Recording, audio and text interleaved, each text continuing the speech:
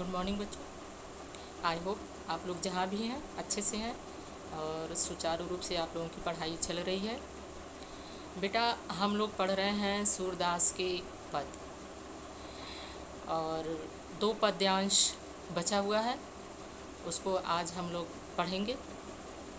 आज हम लोगों का चैप्टर ख़त्म हो जाएगा और इसके बाद हम लोग पढ़ेंगे तुलसीदास को। बेटा जो पद्यांश हम लोग पढ़ने जा रहे हैं उसमें गोपियाँ उद्धव पर व्यंग कसती हैं और वे भंवरे की अन्योक्ति से उद्धव को संबोधित करते हुए कहती हैं कि हे भंवरे, यह जो निराकार ईश्वर है, हे उद्धव, ये जो आपका निराकार ईश्वर है तो वह किस देश का रहने वाला है और उसके माता पिता कौन है, उसकी नारी कौन है और उसकी दासी कौन है, उसका रंग रूप कौन है, वेशभूषा क्या है और किस रस का वह अभिलाषी है, इच्छुक है। उद्धव गोपियों की बात को सुन करके एकदम बावले से मौन हो जाते हैं और जैसे लगता है कि उद्धव का सारा विवेक नष्ट हो गया है। तो आज हम लोग इसी पद्यांश को पढ़ेंगे।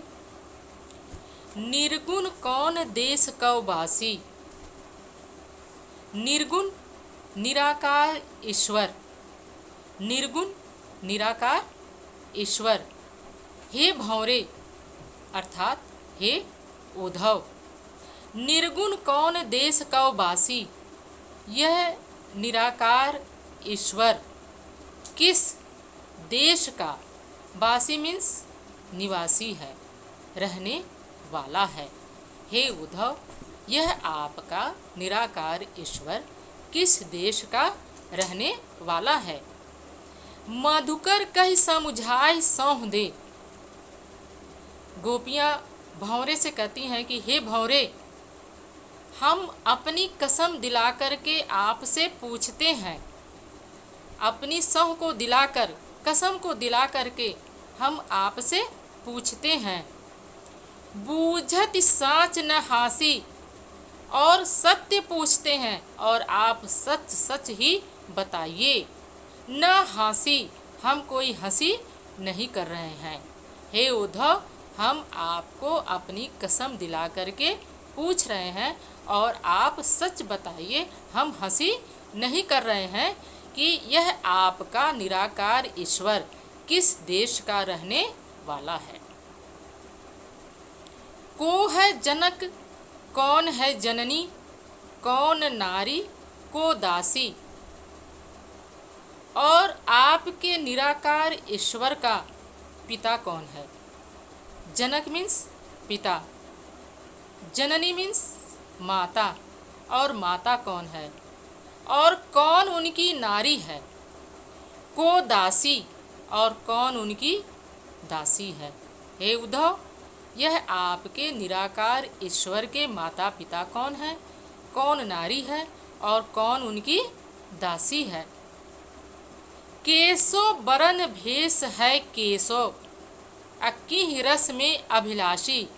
केसो वरण, किस वर्ण का है, वह आपका निराकार ईश्वर किस रंग रूप का है। श्री कृष्ण कैसे हैं, सांवले रंग के हैं। गोपियों के ईश्वर कैसे हैं, श्री कृष्ण हैं, और किस कलर के हैं, सांवले रंग के हैं। भेष है केसो, और किस वेशभूषा के आपके यह निराकार ईश्वर है।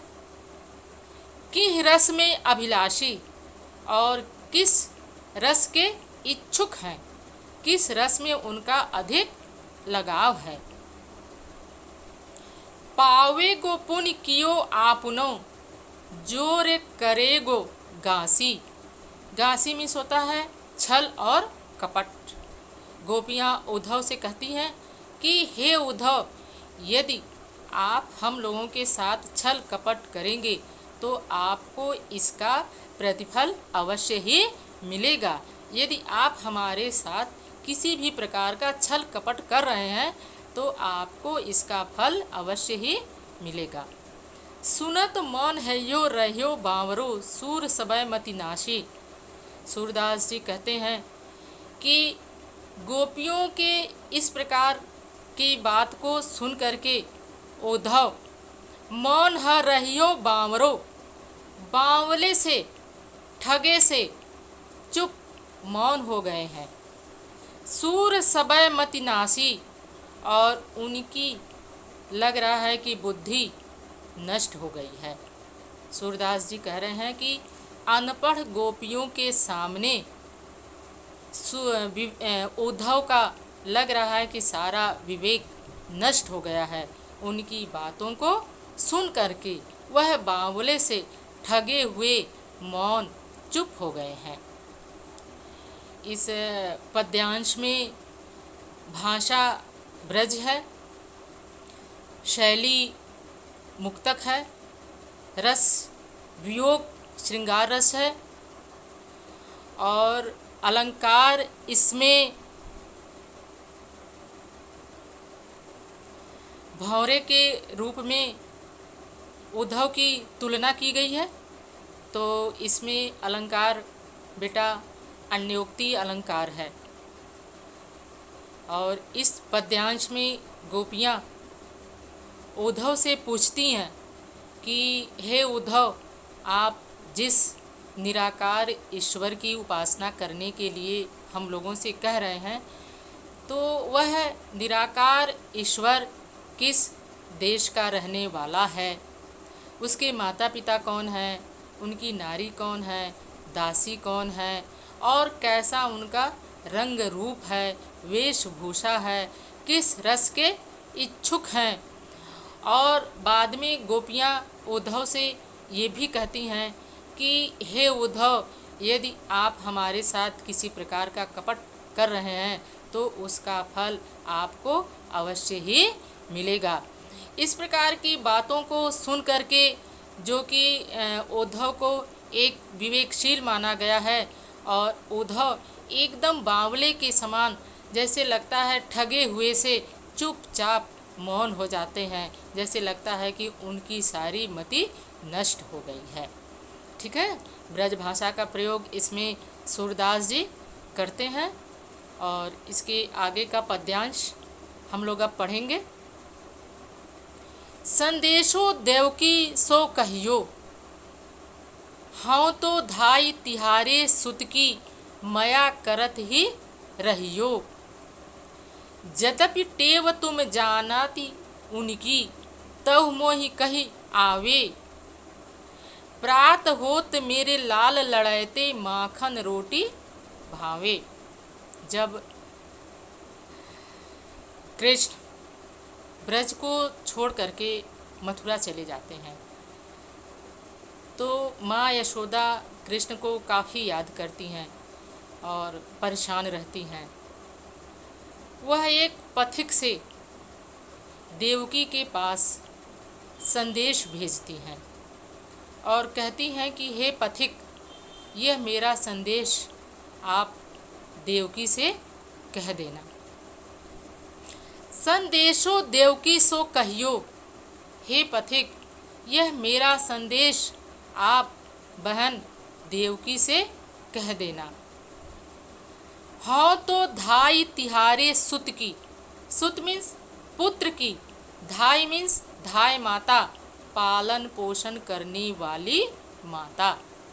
हे देवकी, हम तुम्हारे पुत्र की धाय माता हैं, पालन पोषण करने वाली माता हैं। मया करत ही रहियो, मया करत ही रहियो, श्री कृष्ण हमको मैया बोलता है, तो इसलिए उसके प्रति मेरा वात्सल्य भाव स्वाभाविक है। तो माँ यशोदा कहती हैं कि हे पथिक, आप देवकी से यह मेरा संदेश कह देना। यद्यपि टेव तुम जानत उनकी, टेव मीन्स आदत, हे देवकी, जबकि आप श्री कृष्ण की सारी आदतें जानती होंगी। यद्यपि टेव तुम जानती उनकी, जबकि सारी आदतें आप उनकी जानती होंगी। किसकी? श्री कृष्ण की। तब मोहि कहियो कही आवे, तब मोहि कही आवे, तब भी मेरा मन कुछ कहने के लिए उत्कंठित हो रहा है। जबकि हे देवकी, आप श्री कृष्ण की सारी आदतें जान गई होंगी, लेकिन फिर भी मेरा मन कुछ कहने के लिए उत्कंठित हो रहा है। प्रातः होत मेरे लाल लड़ैते, प्रातः होते ही मेरे लाडले को माखन रोटी भावे, माखन रोटी अच्छा लगता है। हे देवकी, प्रातः होत मेरे लाडले को क्या अच्छा लगता है? माखन रोटी अच्छा लगता है। अर्थात यशोदा माँ के कहने का मतलब है कि प्रातः होते ही श्री कृष्ण को माखन रोटी खाने को अच्छा लगता है। तेल उपटन और तातो जल, तेल उपटन तातो जल, गर्म जल, अताहि देख भज जाते, भज जाते भाग जाते हैं। कौन? श्री कृष्ण। तेल को देखकर, उबटन को देख करके और गर्म जल को देख करके श्री कृष्ण क्या करते हैं? भाग जाते हैं। यह माँ यशोदा देवकी से कह रही है। श्री कृष्ण की ये आदतें हैं कि तेल उबटन और गर्म जल को देख करके भाग जाते हैं। जोई जोई मांगत सोई सोई देती, क्रम क्रम करके नहाते। जोई जोई मांगत, जो जो श्री कृष्ण मांगते थे वो मैं क्रम से देती थी और क्रम क्रम करके नहाते, और फिर इसके बाद वे धीरे धीरे क्या करते थे? नहाते थे। जो जो श्री कृष्ण मांगते थे मैं वो चीज़ उनको देती थी और फिर धीरे धीरे वे नहाते थे। सूर पथिक सुन मोहि रैन दिन, बढ़्यो रहत और सोच। सूरदास जी कहते हैं कि माँ यशोदा पथिक से कहती हैं कि हे पथिक, रैन दिन, रात दिन, बढ़्यो रहत और सोच। उर मीन्स हृदय में, रात दिन मेरे हृदय में यह सोच बनी रहती है, यह चिंता बनी रहती है। हे पथिक, रात दिन मेरे मन में यह सोच बनी रहती है, मेरे मन में यह चिंता बनी रहती है। मेरो अलक लड़ाए तो मोहन, ह्यो करत संकोच। कि मेरा लाडला मोहन कहीं कुछ मांगने में संकोच तो नहीं करता है। मेरा लाडला मोहन कुछ मांगने में संकोच तो नहीं करता है। सूरदास जी कहते हैं कि माँ यशोदा उस पथिक से कहती हैं कि हे पथिक, मेरे मन में रात दिन तक यह चिंता बनी रहती है, रात दिन यह सोच बनी रहती है कि मेरा लाडला श्री कृष्ण कहीं कुछ मांगने में संकोच तो नहीं करता है। इसमें भी भाषा ब्रज है, शैली मुक्तक है और इसमें रस वात्सल्य रस है और अलंकार संदेशो देवकी इसमें भी, और मोहि कहि में वर्णों की आवृत्ति बार बार हो रही है, इसलिए यहाँ अनुप्रास अलंकार है बेटा। ठीक है। माँ यशोदा पथिक से देवकी के पास संदेश भिजवाती हैं और कहती हैं कि हे पथिक, मेरा संदेश बहन देवकी से कह देना कि मैं उनके सुत की, पुत्र की धाय माता हूँ, पालन पोषण करने वाली माता हूँ।